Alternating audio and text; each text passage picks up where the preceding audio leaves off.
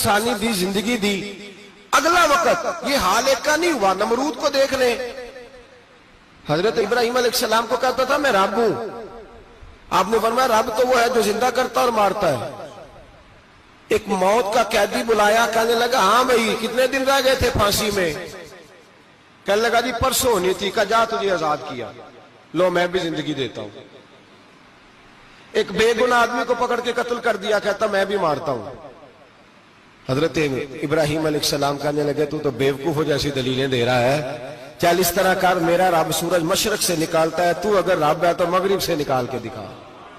اب دلیل کا جواب کوئی نہیں تھا تو کہنے لگا پکڑو اور آگ میں ڈال دو۔ اللہ کے نبی کو آگ میں ڈالنے والا، یہاں ایک مچھر بیٹھا ہے، 400 سال حکومت کی اور خدائی کا دعویٰ کیا، یہاں مچھر بیٹھا تھا، چھینک آئی تو مچھر اندر چلا گیا۔ پہلے دربار کا ادب یہ تھا کہ جو آئے سجدہ کرے، اب اس کے سر پہ کوئی چیز مارتا تھا تو اسے سکون ہوتا تھا، مچھر تھوڑی دیر کے لیے اس کا دماغ چھوڑتا تھا۔ او بھائی یہ اس دھرتی پہ اللہ نے لوگوں کو نظارے دکھائے اور ہمیں سمجھانے کے لیے دکھائے، ہمیں تفکر کی، غور کی دعوت دی کہ دیکھ لینا، اپنے عمل کو پرکھنا۔ تمہارے عمل حضرت موسیٰ کے فرما برداروں جیسے ہیں، جناب ابراہیم کے فرما برداروں جیسے ہیں، یا بن کے بیٹھ گئے ہو؟ اب دربار کا ادب یہ ہے، بے بسی کا یہ حال ہے کہ جوتے لٹکتے ہیں دربار میں، جو آتا ہے جوتا کھینچتا ہے، اور ادب یہ ہے کہ 10 جوتے نمرود کے سر پہ مارو، اور 400 سال جوتے لگتے رہے۔ روتا تھا، جو آدمی آتا تھا منتیں کرتا تھا، کہتا تھا کہیں سے کوئی دوائی مل جائے گی۔ پاگلوں جیسی زندگی گزاری، پاگلوں جیسی سخت، وہ تو حساب، وقوع قیامت تو حساب ہوگا ہی۔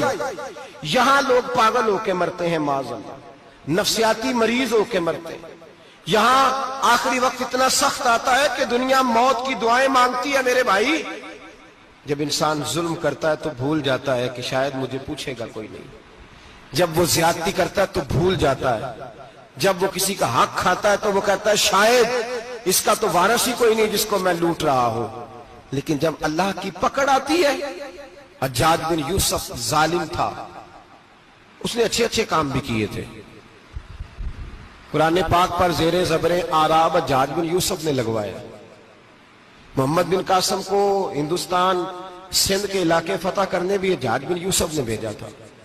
ساری خوبیاں اپنی جگہ پر، ظالم بہت بڑا تھا۔ کسی آدمی نے اس کے سامنے کونے کی طرف منہ کر کے ساتھ والے سے بات کر لی تو کہنے لگا میرے خلاف کیا، اس کو لے جاؤ، 2 ٹکڑے کر کے واپس لے آؤ۔ توتی بولتا ہے نا، اقتدار، جب کسی کے ہاتھ اقتدار ہوتا ہے نا، وہ چاہے ایک گھر کا کیوں نہ ہو، وہ 10 بندے فیکٹری میں کام کرتے ہیں اور جو ان کا مالک ہوتا ہے وہ کہتا میں مالک ہوں، مجھے مانو۔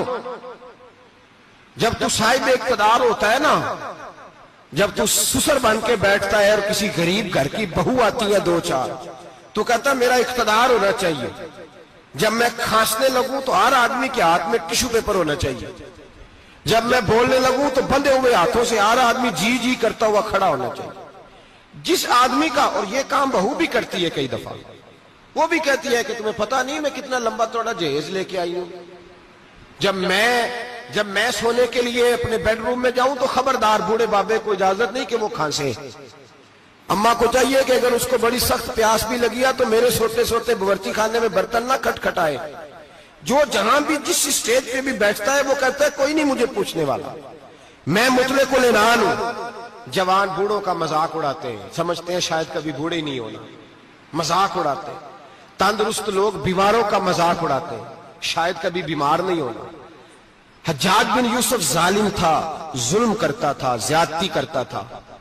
حضرت سعید بن جبیر ایک تابعی بزرگ تھے، اتنے بڑے بزرگ تھے کہ ساری رات نماز پڑھتے تھے، سارا سال روزہ رکھتے تھے۔ ایک دن انہوں نے منبر پہ بیٹھ کے کہا کہ حجاج ظلم سے باز آ جائے ورنہ اللہ کی لاٹھی بڑی بے آواز ہے۔ اللہ کی لاٹھی، اس کا کیا مطلب ہوتا ہے؟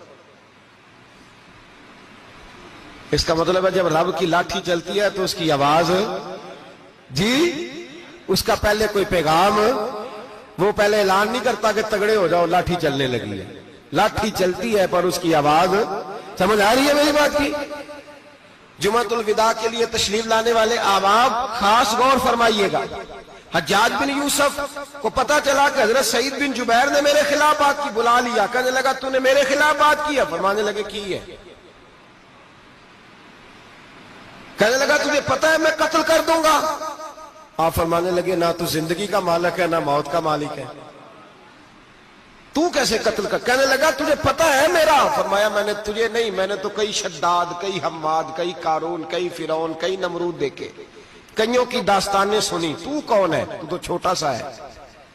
ایک جملہ ہے ملا جلال الدین رومی کا، بڑے درویش تھے، ایک بات کہہ گئے، کہنے لگے نمرود جتنے پیسے نہیں، فرعون جتنی حکومت نہیں، قارون جتنی دولت نہیں، ورنہ فرمانے لگے میرے زمانے میں بھی کئی لوگوں کا خدا بننے کو دل کرتا ہے، کئی لوگوں کا دل کرتا ہے، لیکن نمرود جتنے پیسے، فرعون جتنی طاقت اور قارون جتنی دولت نہیں، ورنہ ہو سکتا ہے لوگ دعویٰ کر جائیں معاذ اللہ ثم معاذ اللہ۔ یہ آج سے کئی سو سال پہلے وہ کہہ رہے ہیں، آج تو حالات بڑے ابتر ہیں، اس کی نسبت خطرناک۔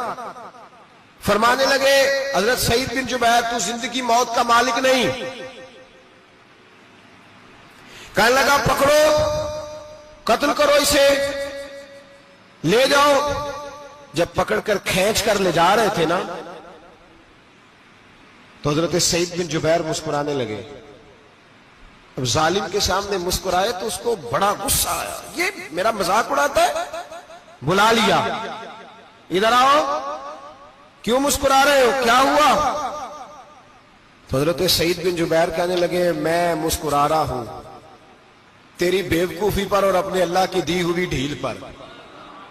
میں مسکرا رہا ہوں کہ یا اللہ کیا بات ہے، کیا تیرا شان ہے، کیسے لوگوں کو ڈھیل دی ہوئی ہے۔ میں مسکرا رہا ہوں تیری بیوقوفی پر کہ تو سمجھتا ہے شاید مجھے پوچھنے والا کوئی نہیں۔ کہنے لگا اس کو باہر نہ لے جاؤ، میرے سامنے قتل کرو۔ ٹھیک ہے جی، قتل کرنے لگے تو حضرت سعید بن جبیر نے منہ کعبے کی جانب کر لیا، انی وجہت وجہی للذی فطر السماوات والارض حنیفا وما انا من المشرکین۔ جب آپ نے یہ آیتیں پڑھی نا کہ میں نے منہ کر لیا ہے اپنے رب کی جانب، کرو مجھے قتل، کہنے لگا نہیں نہیں، اس کا منہ پھیرو، کعبے کی طرف ہو کے قتل نہ ہو، ہے ظالم پر پاگل ہو گیا ہے۔ حضرت سعید بن جبیر کے حوصلے نے شکست دے دی، ناکام ہو گیا، مخبوط الحواس ہو، کہنے لگا اس کا منہ پھیر دو۔ جب کعبے سے پھیرا تو آپ فرمانے لگے للہ المشرق والمغرب فإنما تولى فثم وجه اللہ۔ اللہ فرماتا ہے تو مشرق اور مغرب سارا ہی اللہ کا ہے، جدھر بھی منہ کرو گے ادھر اللہ ہی اللہ ہے، جدھر بھی منہ کرو گے ادھر اللہ ہی اللہ ہے، چاروں جانب۔ پھیر دے جدھر منہ پھیرنا ہے تو نے، پھیر دیا منہ۔ حضرت سعید بن جبیر کے گلے پہ خنجر رکھا تو آپ نے ہاتھ اٹھائے، کہنے لگے اے اللہ میرے بعد اسے کسی اور پر مسلط نہ کرنا، میرے بعد کسی